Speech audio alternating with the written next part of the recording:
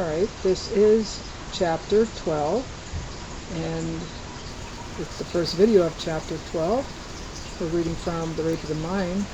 Those shadows that you see on the book is a shadow from the orchids that I have here in front of the window. The sun is shining very brightly, which makes this very hard to see. But that won't interfere with our reading whatsoever. Alright, chapter 12. Technology invades our minds. It is rather difficult to describe the onslaught on our minds made by the intrusion of technical thinking. This is so because technology has such contrasting influences. The influence can be a blessing, making us more independent of threatening forces of nature, but at the same time the tool and the machine can dominate us. This inner antinomy of technization we must master. We will not otherwise be dragged down into the maelstrom of ever-increasing technical development to find atomic catastrophe. The peculiar paradox of technology lies in this. Gradually the well-being of the machine, autocar, factory, assumes greater importance and value than the well-being of man and mankind.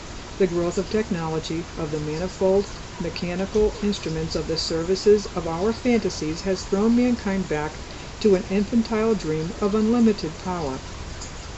There he sits, the little man in his room, with various gadgets around him. Just pushing a button changes the world for him. What might, and what still further power he envisions! Yet what mental danger! The growth of technology may confuse man's struggle for mental maturity. The practical application of science and tools originally were meant to give man more security against outside physical forces. It safeguarded his inner world. It freed time and energy for meditation, concentration, play, and creative thinking. Gradually, the very tools man made took possession of him and pushed him back into serfdom instead of toward liberation. Man became drunk with technical skill. He became a technology addict. Technology calls forth from people unknown to themselves an infantile, servile attitude. We have nearly all become slaves of our cars. Technical security paradoxically may increase cowardice. There is almost no challenge anymore to face the forces of nature outside us and the forces of instinct within us, because the very technical world has become for us that magical challenge which nature originally afforded. It is the very subservience to technology that constitutes an attack on thinking. The child that is confronted from early youth with all modern devices and gadgets of technology, the radio, the motor, the television set, the film, is unwittingly conditioned to millions of associations, sounds, pictures, movements in which he takes no part. He has no need to think about them. They are too directly connected with his senses. Modern technology teaches man to take for granted the world he is looking at. He takes no time to retreat and reflect. Technology lures him on, dropping him into its wheels and movements. No rest, no meditation, no reflection, no conversation. The senses are continually overloaded with stimuli. The child doesn't learn to question his world anymore. The screen offers him answers ready-made. Even his books offer him no human encounter. Nobody reads to him.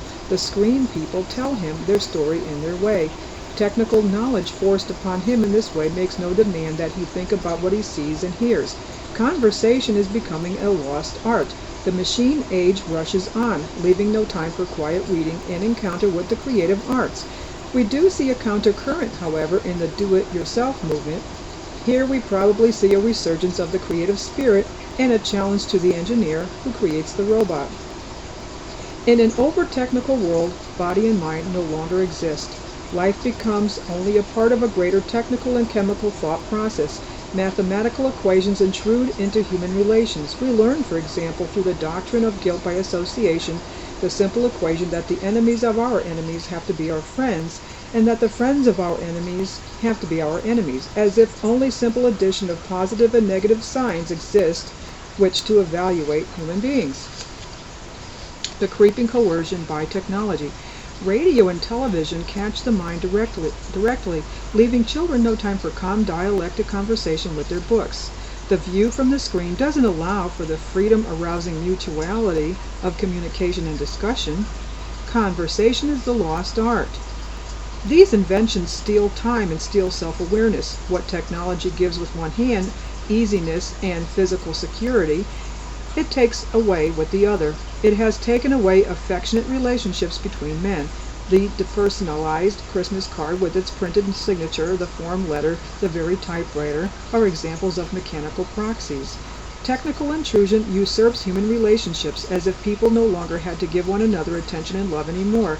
The bottle replaces mother's breast. The nickel in the automat replaces mother's preparation of sandwiches. The impersonal machine replaces human gesture and mutuality. Children educated in this way prefer to be alone, with fantasies to escape into and gadgets to play with. Mechanization pushes them into mental withdrawal. Technology suggests and creates the feeling of man's omnipotence on the one hand, but on the other, the smallness of man, the weakness and inferiority compared with the might of machinery. The power of man's creative mind is disguised between or behind dreams of social machines and world mechanics. Mechanics and political maneuverings are overestimated and go beyond reason. We use intelligence and counterintelligence, trickery, and political machines, forgetting the emotional reasons which underlie human brilliance and stupidity. There exists a relationship between naive belief in technology only and a naive belief in human intelligence, logic and innocence that was part of the optimistic liberalist feeling prevalent in the 19th century. We see in both beliefs the denial of the irrational depths of the mind. What is the ultimate result of technical progress? Does it drive people more and more to the fear and despair brought on by a love-empty push-button world? Does it create a megalomaniac happiness won by remote control of other people? Does it deliver people to the unsatisfying emptiness of leisure hours filled with boredom? Is the ultimate result living by proxy, experiencing the world only from the movie or television screen instead of living and laboring and creating one's own? The cases of television addiction, I observed the following points. 1. The television fascination is a real addiction. That is to say, television can become habit-forming, the influence of which cannot be stopped without active therapeutic interference. 2. It arouses precociously sexual and emotional turmoil, seducing children to peep again and again, though at the same time they are confused about what they see. 3. It continuously provides satisfaction for aggressive fantasies, western scenes, crime scenes, with subsequent guilt feelings, since the child unconsciously tends to identify with the criminal despite all the heroic adventures. 4. It is a stealer of time. 5. Preoccupation with television prevents active inner creativity. Children and adults merely sit and watch the pseudo-world of the screen instead of confronting their own difficulties. If there is a conflict with parents who have no time for their youngsters, the children surrender all the more willingly to the screen. The screen talks to them, plays with them, takes them into a world of magic fantasies. For them, television takes the place of a grown-up and is forever patient. This the child translates into love. As in all mass media, we have to be aware of the hypnotizing seductive action of any all-penetrating form of communication. People become fascinated even when they do not want to look on. We must keep in mind that every step in personal growth needs isolation, needs inner conversation and deliberation, and a reviewing with the self. Television hampers this process and prepares the mind more easily for collectivization and cliché thinking. It persuades onlookers to think in terms of mass values. It intrudes into family life and cuts off the more subtle interfamilial communication. The world of tomorrow will witness a tremendous battle between technology and psychology. It will be a fight of technology versus nature, a systematic conditioning versus creative spontaneity. The veneration of the machine implies the turning of mechanical knowledge into power, into push-button power.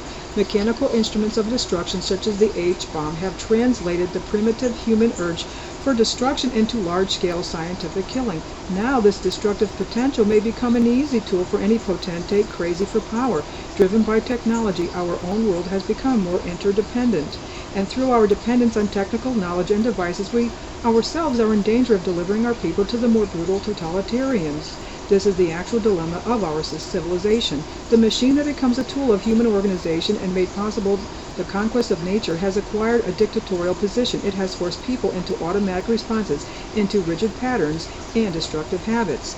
And that ends Part 1 of Chapter 12. We're reading from The Rape of the Mind by Mind.wmv. See you in the next video.